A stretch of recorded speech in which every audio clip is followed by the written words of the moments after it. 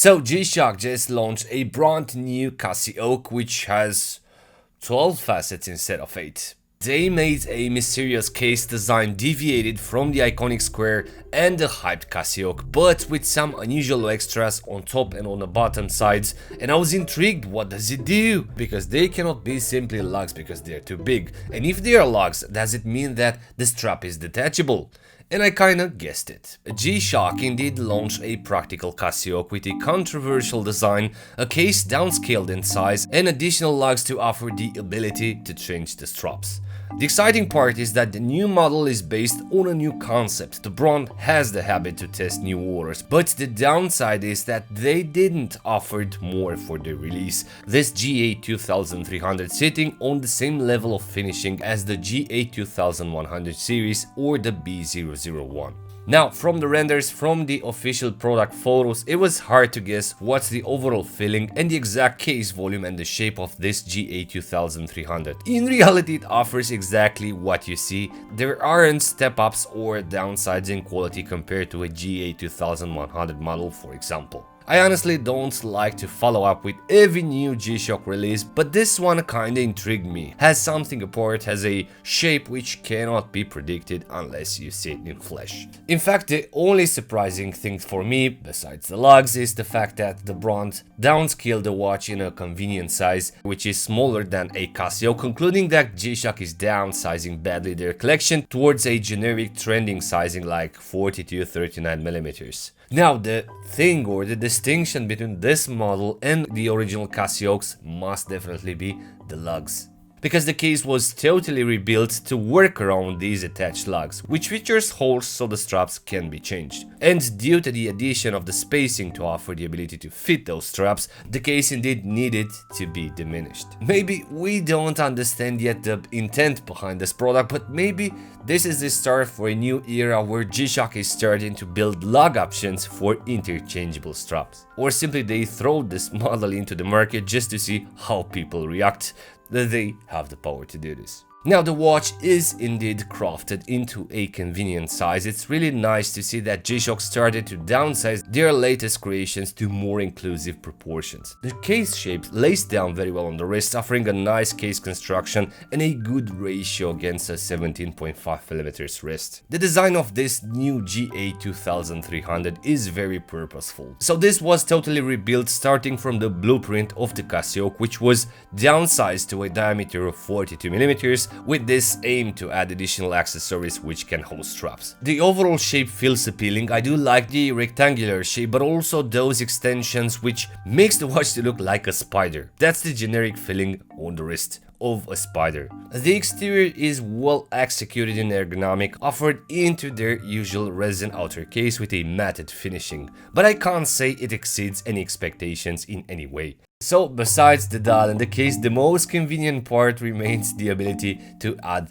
different straps by offering some detachable lugs with drill holes to be easily adjusted by simply pressing the spring bar through the hole, and that's it. The only problem is that they made these lugs to host 24mm straps, which in my opinion for a compact diameter it feels overwhelming, especially considering that 24mm straps are in general thick to match the balance of a watch with a lot of presence. Luckily I found some alternatives with some ZRC straps. The rubber or the nylon works decently with this case. Of course it works with the G-Shock strap because this one has an interesting decrease in diameter similar to the IWC straps. But yeah, it truly depends how thick is the strap against the outer resin case.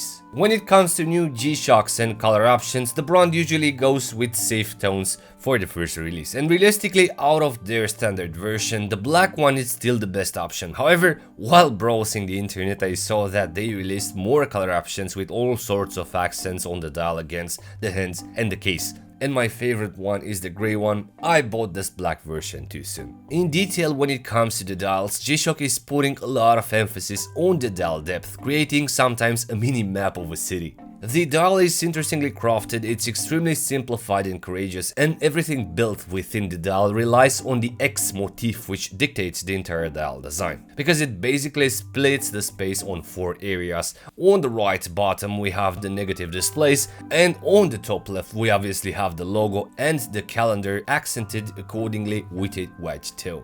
I was just thinking out loud, what if the Twitter logo, the X logo, has to do with this new G-Shock?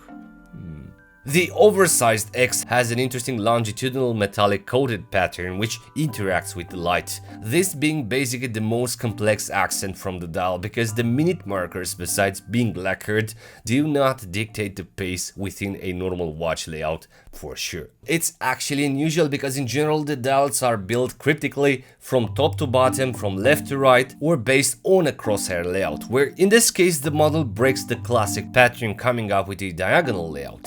Very interesting, G-Shock applied a Japanese mindset here, as Seiko does with their divers. The hands are faceted with one side being polished where the other facet is matted. It's nice to see that they offer volumes on the hands, because in general their previous creations had flat surfaces. The watch features loom only on the hands, typical for the brand, and the light is not that exciting, which basically offers enough to cover up the bottom light negative displays and nothing more.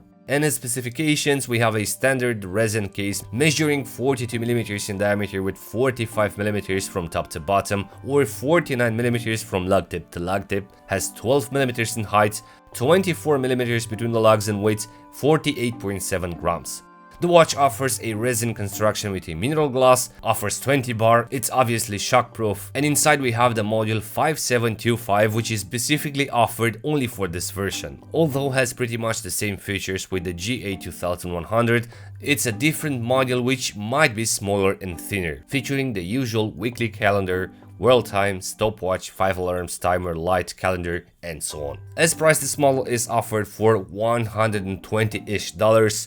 I think it's a lot for what it offers. Basically, it's the same feeling offered by a CasiOak, which can be found cheaper, potentially below $100. It's true, this is a price which you can obtain with the passing of time. For the 10th time, the case was downscaled and crafted to sit well on the wrist surface. However, the standard strap is pretty stiff and made from a more durable resin, so a strap change might be required for this model. Indeed, I did use a white, thicker curved rubber strap which fits a ZRC ground phones, but also a 2-piece nylon strap from the same brand, and I think it looks great in combo with the case color and accents.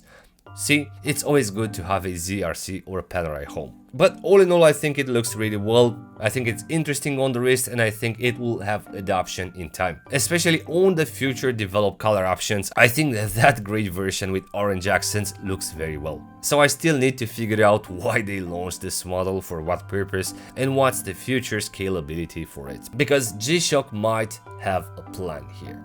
So that's it. Hope you enjoyed it. I'm really curious to know, what do you think about this new GA2300?